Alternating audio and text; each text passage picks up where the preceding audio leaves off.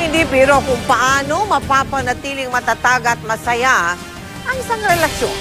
Ano nga ba ang sikreto ng mga pagsasamang tumagal ng ilang dekada? Nakatutok si Trisha Zafra.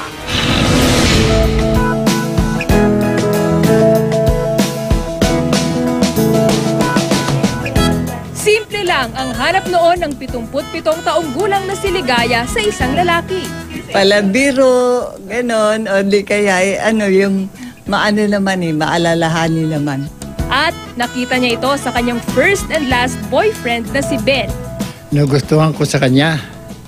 Panay habol sa akin eh. Hindi, mabait na. Hindi nabiyayaan ang anak sina Ben at Ligaya, pero nagawa pa rin nilang pagtibayin ang kanilang pagsasama. Sa katunayan, noong isang taon ay ipinagdiwang nila ang kanilang golden wedding anniversary. Sabi ng isang sociologist, minsan ang mga pagsubok sa mag-asawa siyang nagpapatatag ng kanilang pagsasama. Hindi siya magiging ideal, pero itong mga pagsubok na to, yun ang magpapatibay sa relasyon ng mag-asawa na walang anak. Kaya tanong namin sa ilan nating kapuso, ano ba ang sikreto sa isang long-lasting relationship? Kailangan yung trust, give and take. Huwag mo siyang iinisin. Constant communication and mystery. Investment in time, tapos open-mindedness. Understanding lang talaga. Kahit may mga differences kayo. Because everything started with friendship and will end in friendship.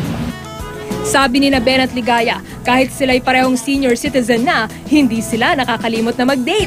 At syempre pa, hindi rin nila pinapalagpas lumabas sa araw ng mga puso. Basta mahilig siya magsusuot ng pula pagkaganya okasyon dahil di ba? O ang mga araw ng puso. Kaya laging siya naka-red, ganon. Nakahanda na ba yung susunod niyo? Ito na, tsaka itim na pantalon.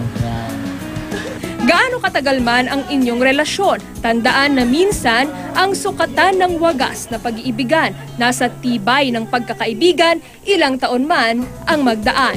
Trisha Zafra, Nakatutok, 24 Oras.